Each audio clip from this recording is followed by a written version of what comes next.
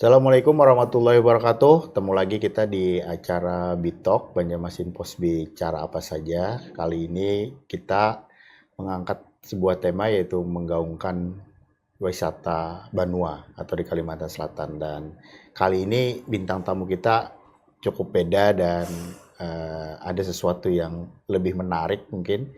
Perempuan cantik yaitu Putri Pariwisata 2024, Saudari Raudah. Selamat sore dan selamat datang di studio Banjarmasin Pos. Sekarang ini memang pariwisata memang menjadi sesuatu yang menjadi andalan untuk di Indonesia, dan kita kali ini mungkin agak sesuatu yang beda karena biasanya jarang terdengar ada putri pariwisata ya sebelumnya. Jadi dan kali ini ada putri pariwisata, dan kita mungkin langsung saja dengan Raudah ya.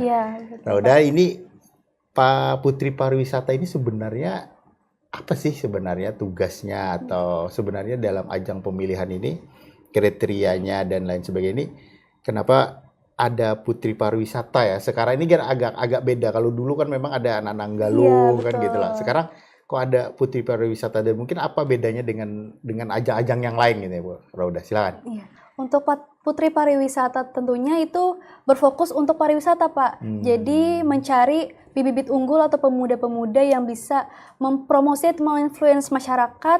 Pentingnya kita berwisata, pentingnya tentang kita bagaimana cara kita meningkatkan kesadaran berwisata. Kalau tentang Nanggalo itu fokusnya kebudayaan, Pak. Jadi sekarang lebih spesifik gitu. Tapi sama-sama di bawah Dinas Pariwisata? Beda. Kalau di Kabupaten Raudah sendiri, Hulu Sungai Tengah, kalau pariwisata itu di bawah Disporapar, ya. Kalau Nanggalo itu di bawah Dinas Pendidikan, Pak. Iya, jadi beda-beda gitu. Beda kalau di HST-nya ya. Iya, Ini kok ini masing-masing daerah kemarin sebelumnya sudah dilakukan pemilihan masing-masing antar daerah. Betul. 13 kabupaten kota.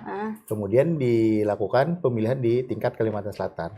Nah, setelah dinyatakan menjadi pemenang Putri Pariwisata 2024 Kalimantan Selatan, ini apa tugas berikutnya ini? Atau ada ajang selanjutnya lagi di tingkat nasional, dan mungkin ajangnya namanya seperti apa ini? Ya, pastinya kan saya bekerja berkolaborasi dengan Dinas Pariwisata Kalimantan Selatan juga untuk mempromosikan wisata di Kalimantan Selatan, dan pastinya menginfluence teman-teman di sosial media wisata-wisata yang di Kalimantan Selatan. Dan untuk ke nasionalnya itu ajangnya nanti Putri Pariwisata Kalimantan Selatan Nusantara. Putra Putri Pariwisata Kalimantan Selatan Nusantara ya. Putra Putri Nusantara. Pariwisata Nusantara 2025 Ulun.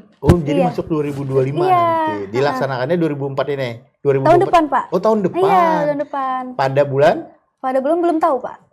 Jadi nanti ini yang 2024 ini direncanakan untuk di ajang 2025. Iya.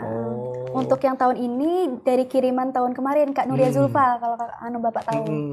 Ini udah ajang yang keberapa ini dilaksanakan Putri Pariwisata ini sendiri? Untuk Putri Pariwisata sendiri dilaksanakan itu di awal tahun 2022. Jadi udah 2 tahun. Udah 3 tahun. Masuki yang ketiga nih. Iya, udah masuk yang ketiga. Nah, ini masalah wisata kan, kebanyakan masalah wisata. Mungkin yang paling pokok ini ya, mungkin yang sekarang lagi tren atau lagi yang perlu penting gitu untuk mengenalkan pariwisata di Kalimantan ini, caranya ini bagi khususnya untuk anak muda ya. Biasanya kan anak muda yang masih sesuai dengan usia nih ya. Nah, ini yang paling bisa dilakukan oleh Raudah sendiri bagaimana ini? Apa ini yang paling mungkin ini untuk mengangkat pariwisata di Kalimantan Selatan ini? Untuk promosi sendiri itu banyak ya, Pak, caranya. Secara langsung kita bertemu, Pak. Misalkan saya bertemu dengan Bapak, ngajak ke HST gitu kan bisa. Dan untuk secara tidak langsungnya bisa dengan sosial media, karena sekarang kan zaman-zamannya Gen Z yang dunianya digitalisasi, Pak. Jadi bisa menggunakan konten-konten yang kreatif, konten-konten yang menarik yang bisa dinikmati oleh masyarakat atau pengguna sosial media. Jadi agar menarik gitu loh, Pak, datang ke pariwisata. Kalau sekarang kan pariwisata itu kan kalau sebenarnya sesuatu yang menghasilkan kan Iya, sebenarnya. betul. Jadi untuk pemerintah daerah Iya. kan mungkin ada mengangkat UMKM, juga untuk ada olahraga. Nah, di dari Barabai sendiri ini ada beberapa wisata yang mungkin ada nggak yang bisa diandalkan dan mungkin lebih dikembangkan, atau ada lagi rencana yang mungkin wisata lain di Hulu Sungai Tengah, khususnya Hulu Sungai Tengah ya, yang bisa diandalkan atau bisa dikembangkan lagi untuk pariwisata di Kalimantan Selatan gitu. Ada nggak? Oke. Untuk wisata favorit ya, untuk favorit sendiri Rauda di HSC itu ada wisata Gua Limbuhang, dan wisata itu Rauda angkat juga kemarin di provinsi, di sinematik video Rauda juga. Dan di sana karena apa jadi favorit menurut Rauda ya, karena keindahan dari Gua Limbuhang itu sangat sangat endemik, sangat ciri khas gitu loh Pak. Karena sana kan ada danau dalam gua, dan itu kita bisa bergantung di dahannya, duduk gitu. Itu sih menurut lo jadi ciri khas Hulu Sungai Tengah yang bisa dibawa ke Kalimantan Selatan, bisa dikenal lebih banyak orang. Salah satunya itu ya. Iya. Nah, kalau bicara pariwisata ya, nah sekarang kalau mengembangkan ada sesuatu yang pariwisata yang bisa dikembangkan atau yang menarik, yang menjadi kendala saat ini gitu loh. Mungkin menurut Raudah ya sebagai putri pariwisata sendiri, apa sih kendalanya sehingga pariwisata kita misalnya belum terlalu dikenal ya, tidak seperti misalnya daerah-daerah lain mungkin ya, seperti daerah Bali atau daerah Nusa Tenggara. Mungkin apa sih kendalanya gitu? Sebenarnya kan pariwisata yang ada itu kan sama gitu loh. Artinya bahkan mungkin lebih eksotik lah dibanding dengan daerah lain. Tapi apa sih kendalanya sehingga kita agak sulit mengembangkan gitu lah untuk pariwisata di daerah kita sendiri?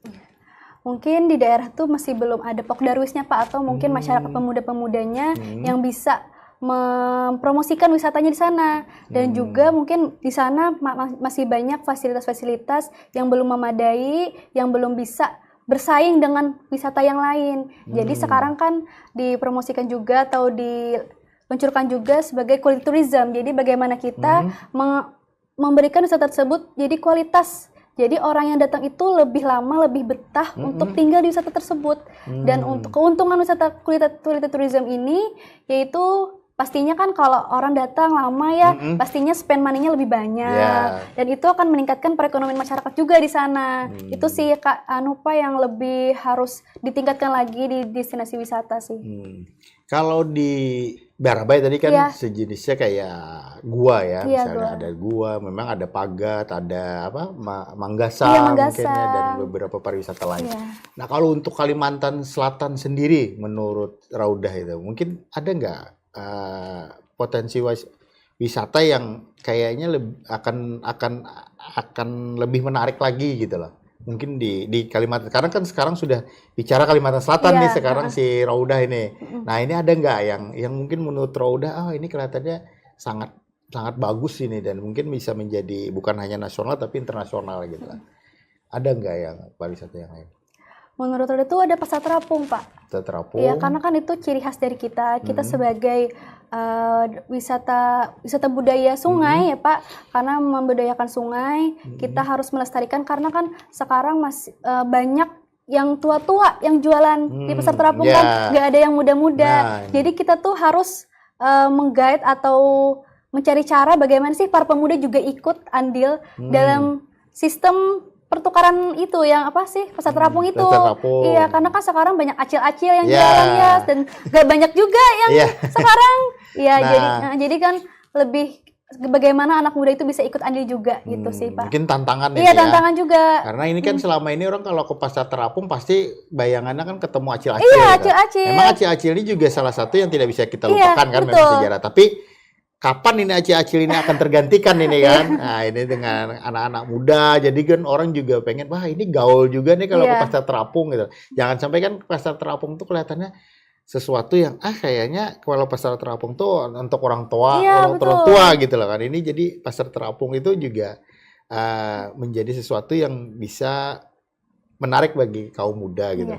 Nah ini kalau yang untuk nanti di persiapan Rauda sendiri gitu. Ini kan nanti tahun 2025 ini. Nah, ini untuk di ajang Putri Wisata Nusantara sendiri ini apa nih yang akan dipersiapkan lagi nih menuju ke tahun mendatang ini agar bisa bersaing di tingkat nasional ini.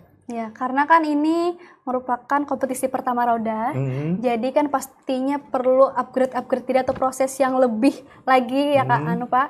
Jadi dari kelas public speaking harus dipersiapkan lagi, terus kelas modeling, kelas make up, dan itu masih banyak yang harus Rauda jalani juga karena 1 tahun, jadi tidak boleh terlena ya.